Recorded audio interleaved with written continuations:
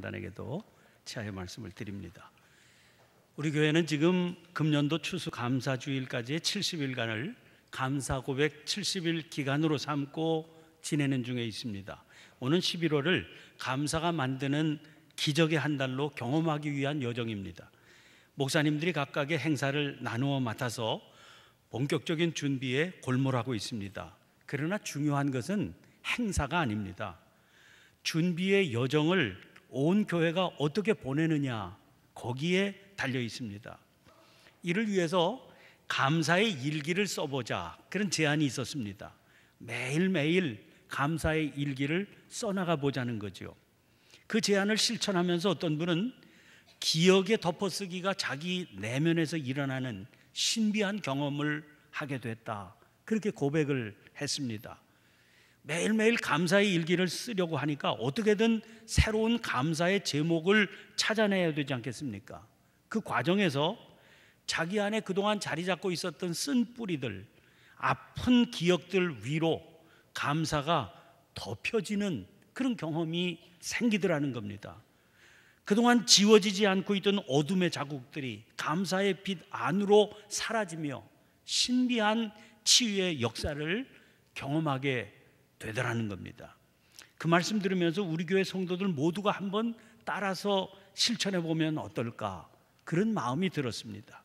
부디 이 70일간의 여정을 통해서 하나님의 따뜻한 치유를 경험하는 은혜를 누리게 되시기를 축원합니다.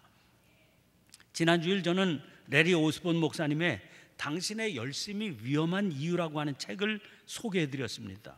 그 책의 부제가 현대의 바리새인 신앙에 대한 경고다, 이런 말씀도 드렸죠. 예수님 당시와는 달리 우리 시대에는 바리새인이라고 하는 단어가 부정적인 이미지를 지녔습니다. 그래서 누구도 바리새인이 되고 싶어 하는 사람은 없습니다. 자기가 바리새인이지 이렇게 생각하는 사람도 없습니다. 그러나 바리새인의 삶은 있는 겁니다. 그 말은 바리새인처럼 살아가는 사람이 있다는 말이죠. 문제는 그들이 모두 나름대로 교회 생활 또는 개인적인 영적 생활에 적극적이고 열심히 있는 분들이라고 하는 사실입니다. 그 분명한 사실 때문에 문제가 되는 겁니다. 우선 열심히 있는 분들이기 때문에 세상 사람들은 그분들의 모습을 보고 교회가 저런 데다, 이렇게 판단하게 됩니다. 아무래도 그런 분들이 교회의 전면에 드러나 보이는 경우가 많지 않겠습니까? 자연히 교회의 전반적인 분위기를 그분들이 주도하게 되죠. 세상 사람들은 교회 다니는 사람 혹은 신앙생활 하는 사람, 그러면 그런 분들을 먼저 떠올리게 됩니다. 그러면서 그게 기독교 신앙이고 그게 교회다, 그렇게 판단하게 되는 겁니다. 무슨 말입니까? 바리새적인 신앙이 기독교 신앙이라고 여기게 된다는 겁니다. 부정적인 이미지를 갖게 될 것은 불을 보듯 뻔한 일 아닙니까? 그런데 오스본 목사님은 현대의 바리새인을 우연한 바리새인, 이렇게 정의하고 있습니다. 자기는 잘 하는 줄 알았습니다. 그래서 꾸준히 그리고 열심히 그 길을 갔습니다. 최선을 다해서 신앙생활을 했고 교회를 섬기며 봉사생활을 했습니다. 그런데 그 결과가 어쩌다 보니 바리새인이 되어 있는 겁니다. 설마 누가 자기를 바리새인이라고 여기고 있는 줄은 꿈에도 몰랐겠죠. 그러니 얼마나 억울하겠습니까? 그럼 왜 이런 일이 일어나겠습니까? 점검이 없어서 그렇습니다. 자동차를 타려면 필수적인 게 점검입니다. 계절이 바뀌는 이런 때도 점검을 해야 되지만 가장 기본적인 것이 정기 점검입니다. 지금 아무런 이상도 보이지 않습니다. 멀쩡하게 잘 타고 다니는 겁니다. 차는 잘 나가고 있고 모든 게 다 만족스럽습니다. 그래도 때가 됐다 그러면 점검을 해봐야 됩니다.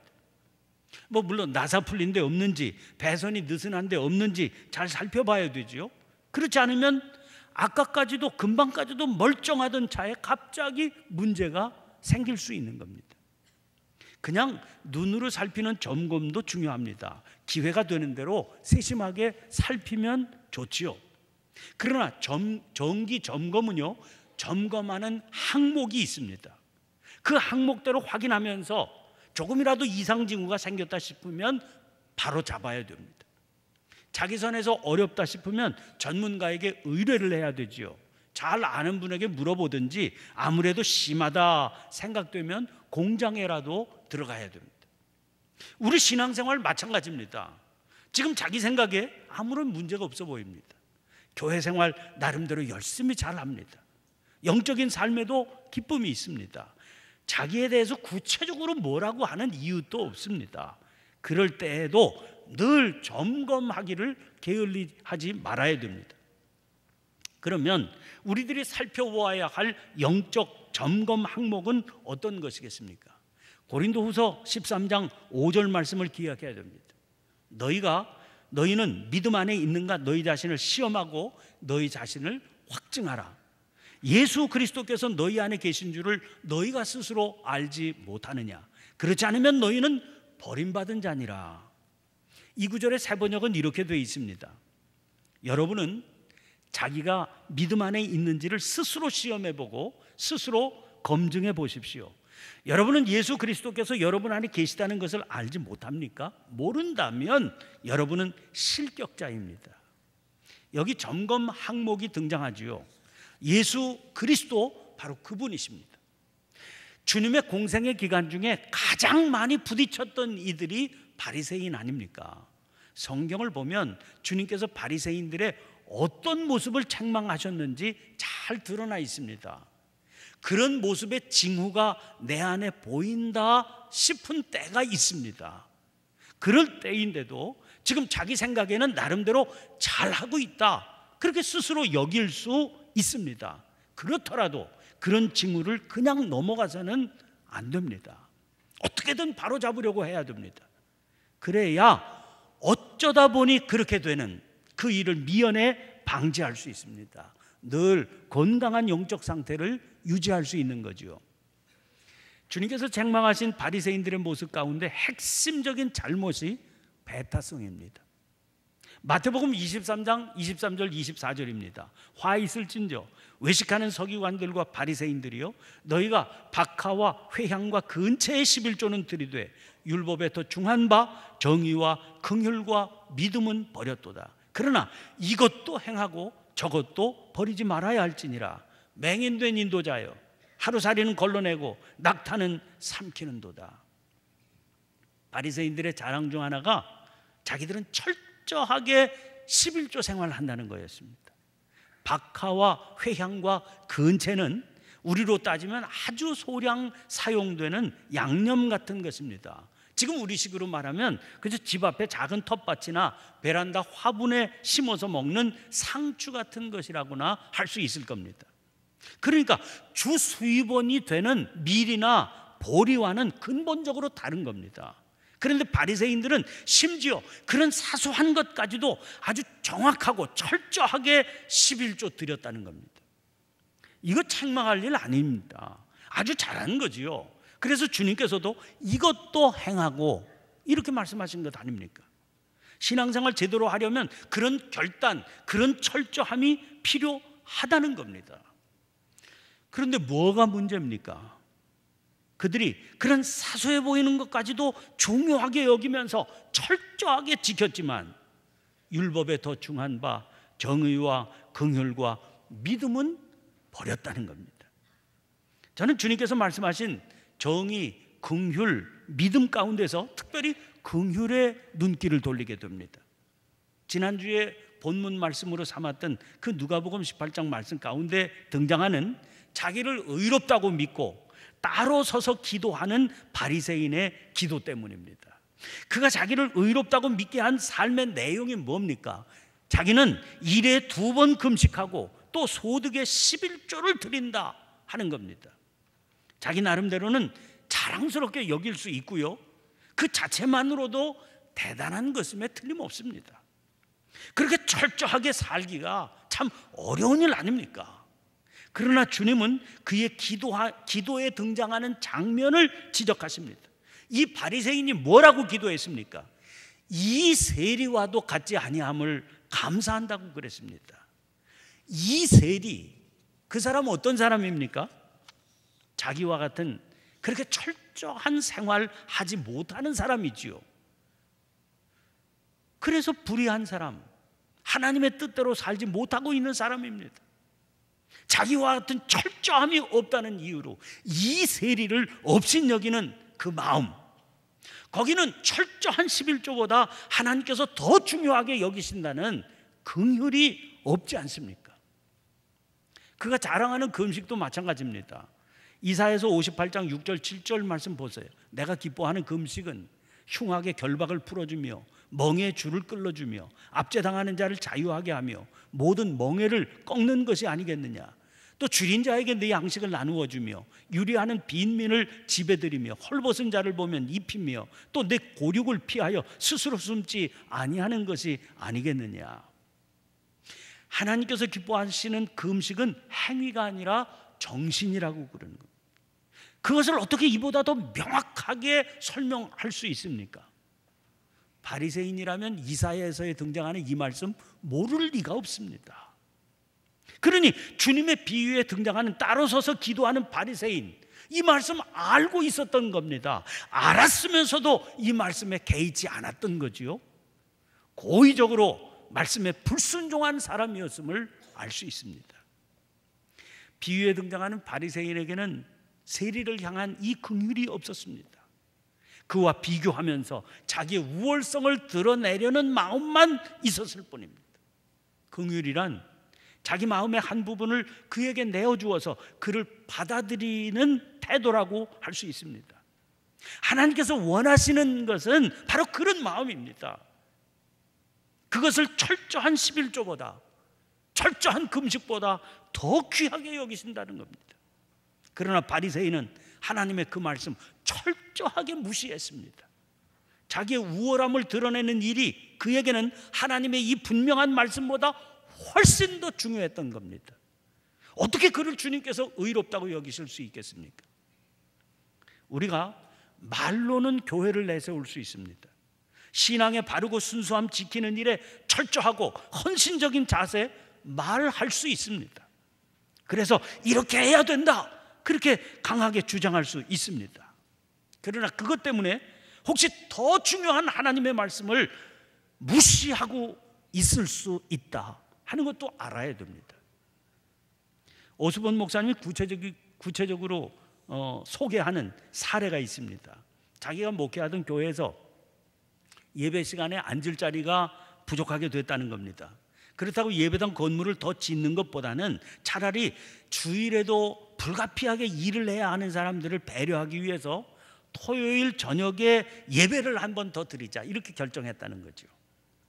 그런데 이 일을 교회에 알리니까 이 일 때문에 시험에 든 성도가 계셨습니다. 이분은 사람들이 교회를 너무 편하고 쉽게 다니려고 한다, 그런 불만이 꽉 차 있던 참입니다. 이분 생각은 주일은 온전히 하나님 앞에 드려야 된다. 그러기 위해서는 주일 예배는 반드시 주일 11시에 드려야 된다, 이런 생각이 있었던 거죠. 이분은 예수를 제대로 믿으려면 반드시 주일 성수해야 되고 그것을 가로막는 어떤 것도 포기하는 게 좁은 문으로 들어가는 주님의 말씀을 따르는 일이다, 그렇게 여겼습니다. 그분의 생각도 틀린 건 없습니다. 그런데 오스본 목사님의 지적입니다. 그분이 지금 금과 옥조처럼 생각하는 주일 11시 예배 시간이라고 하는 전통이 어떻게 생긴 것인지를 목사님이 알고 있기 때문이에요.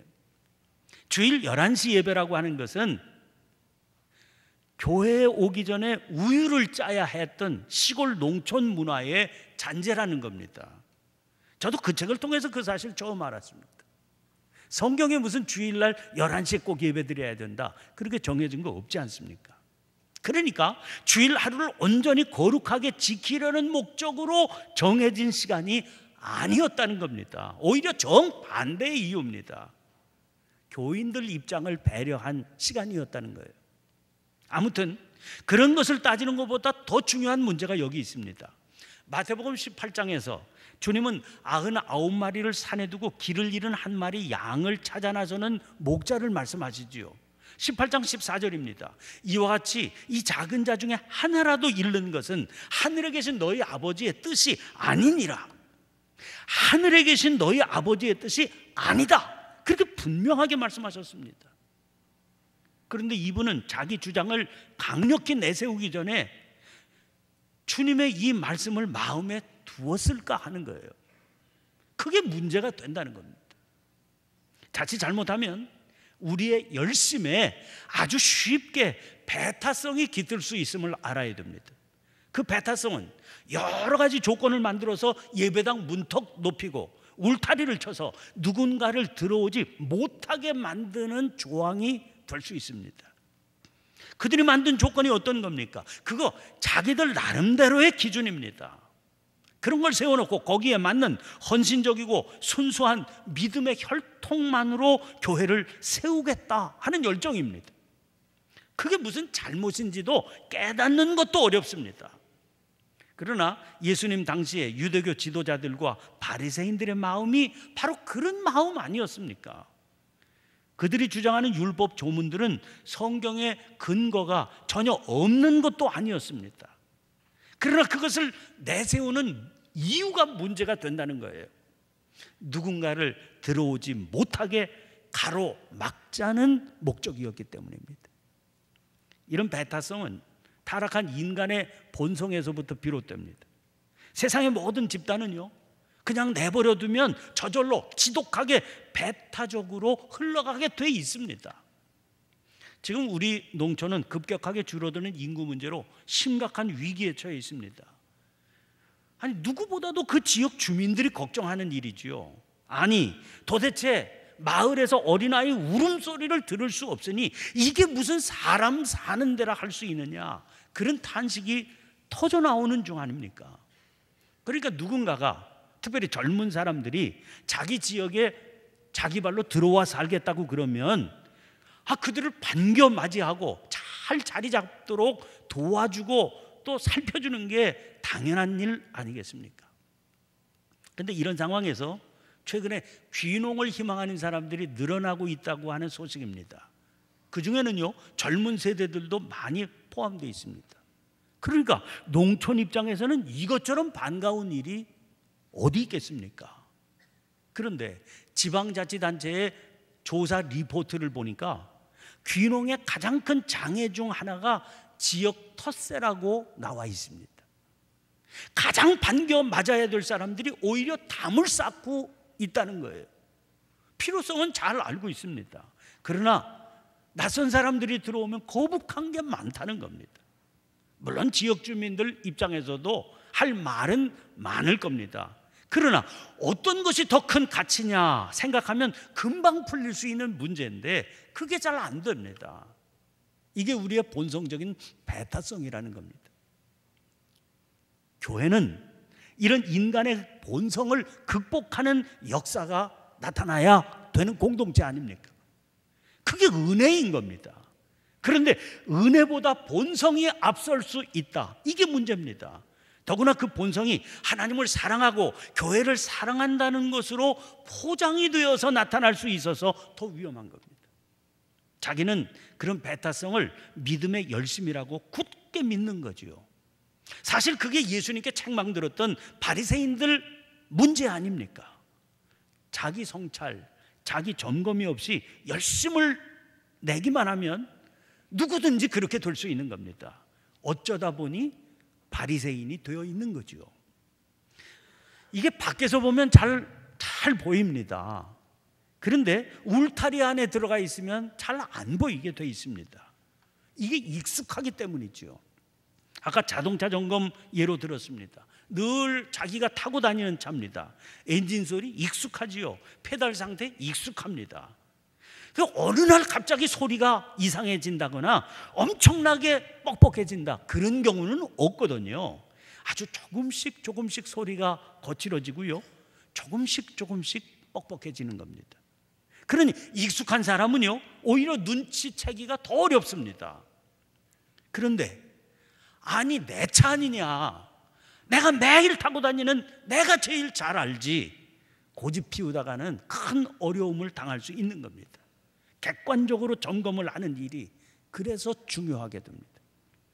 우리나라에서 가장 신뢰할 수 있는 여론조사기관이라고 하는 한국갤럽이 몇 년마다 한 번씩 여론조사를 해서 한국인의 종교와 종교의식이라고 하는 보고서를 내고 있습니다. 2004년에 이어서 10년 만에 2014년에 가장 최근에 자료가 보도됐습니다. 아주 분명한 통계 자료이기 때문에 이 자료를 통해서 우리의 모습을 조금은 확인해 볼 수 있습니다. 이 자료를 보면 개신교인의 종교적인 열심이라고 하는 것은 다른 종파들에 비해서, 다른 종교들에 비해서 아주 압도적입니다. 주 1회 이상 종교의례, 그러니까 예불이나 미사나 예배에 참석하는 사람들의 비율이 평균 종교인들은 44%입니다. 그런데 개신교인은요 무려 80%입니다. 불교가 6%입니다. 13배 이상 높은 거지요. 가톨릭이 59%로 나와 있습니다. 캐톨릭보다도 압도적으로 높습니다. 11조 생활하는 사람이 68%, 가톨릭 교인이 36%니까 여기에 있어서도 압도적입니다. 불교는요 1년에 그저 한두 번 시주한다 그러는 신도가 45%로 나와 있습니다. 비교 자체가 안 됩니다. 개인 생활에서 종교가 얼마나 중요하냐 그런 질문에 매우 중요하다, 어느 정도 중요하다 그렇게 대답한 기독교인은 90%에 달했습니다. 전보다 이거 다소 감소한 수치인데도 그렇습니다. 다른 종교들과 비교해서 매우 높은 비율입니다. 이렇게 월등하다 하는 것은 분명히 우리의 장점이지요. 그러나 종교적인 호감도를 조사해 보니까 불교가 제일 높고 그 다음이 가톨릭이고 그 다음이 개신교로 가장 낮았습니다. 무슨 얘기입니까? 교회 안에서 우리가 열심히 신앙생활은 하고 있지만 전도 대상이 되는 비종교인들로부터는 가장 많이 외면을 당하고 있다, 그런 얘기입니다. 낮은 호감도는 여러 가지 요인이 있겠지요. 그러나 분명한 것 중에 하나는 우리는 나름대로 열심히 신앙생활하고 있는데 세상의 눈으로 보면 다가가기 어려운 높은 담이 되어서 우리 안에 자리를 잡고 있다, 그런 말도 되는 겁니다. 자, 오늘 본문 1절 말씀 보세요. 믿음이 강한 우리는 마땅히 믿음이 약한 자의 약점을 담당하고 자기를 기쁘게 하지 아니할 것이라. 자기 스스로 믿음이 강하다 그렇게 생각하는 사람은 자기를 기쁘게, 즉 자기 중심적으로 살면 안 된다는 겁니다. 믿음이 약한 자의 약점을 담당해야 됩니다. 여기 마땅히라고 그랬죠. 그러니까 이걸 하나님의 명령이다 이렇게 받아들여야 됩니다. 기대하는 결과 때문입니다. 2절입니다. 우리 각 사람이 이웃을 기쁘게 하되 선을 이루고 덕을 세우도록 할지니라. 이것은 우리가 주님이라고 고백하며 본받고 따라가기 원하는 예수님의 생활 방식이었습니다. 3절 보세요. 그리스도께서도 자기를 기쁘게 하지 아니하셨나니 기록된 바 주를 비방하는 자들의 비방이 내게 미쳤나이다 함과 같으니라. 그런데 이 일은요 결코 쉽지 않은 일입니다. 그래서 인내가 필요한 겁니다. 그리고 성경의 위로를 붙들고 소망을 가지고 감당해 나가야 됩니다. 그러면 언젠가 한 마음과 한 입으로 하나님께 영광 돌리는 역사가 나타나게 될 것입니다. 교만했던 어린 시절 저를 주님 앞에 무릎 꿇도록 만든 성경 말씀이 있습니다. 로마서 5장 8절입니다. 우리가 아직 죄인 되었을 때에 그리스도께서 우리를 위하여 죽으심으로 하나님께서 우리에 대한 자기의 사랑을 확증하셨느니라. 우리가 아직 죄인 되었을 때에입니다. 이게 저의 얘기입니다. 주님을 알지 못해서 죄인이었던 제 마음은 완악하고 강팍했고 행위는 불의했습니다. 한마디로 아무런 소망도 없었습니다. 그런 저에게 당연히 떨어질 것은 책망이었고 저주였습니다.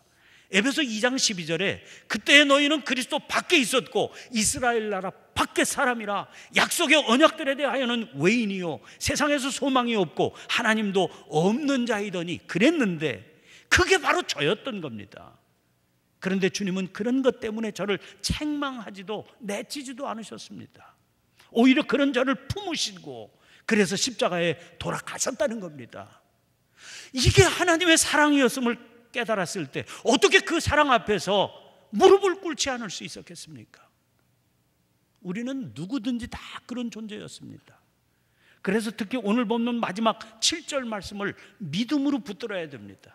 그러므로 그리스도께서 우리를 받아 하나님께 영광을 돌리심과 같이 너희도 서로 받으라.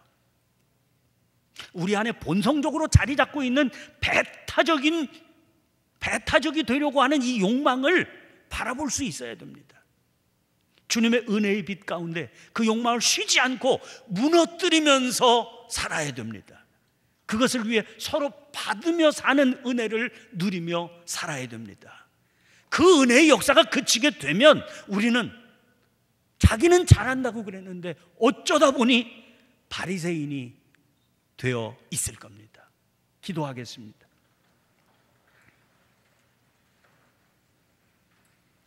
자비하신 하나님, 바리새인은 예수님 당시에만 있었던 존재가 아니라 오늘 저희들 안에도 있으며 그것이 바로 저 자신일 수 있다는 지적이 참으로 아프고 또 두렵습니다. 그런 위험을 알면서도 남들을 지적하고 평가하는 일에 열을 올렸던 저희의 모습을 보게 해 주시옵소서. 저희의 연약함을 불쌍히 여겨 주옵소서. 연약한 저희가 늘 복음의 뿌리를 붙들고 살도록 도와주셔서 위험한 구덩이에서 저희를 건져 주시옵소서. 주님의 도우심 가운데 저희가 서로 받으며 살게 해주시고 그런 중에 믿음이 약한 자의 약점을 담당하며 선을 이루고 덕을 세우며 살게 해 주시옵소서. 그런 교회 이루어가게 해 주시옵소서. 자비와 긍휼이 풍성하신 예수님 이름으로 기도하옵나이다. 아멘. 아멘. 다 함께 일어나셔서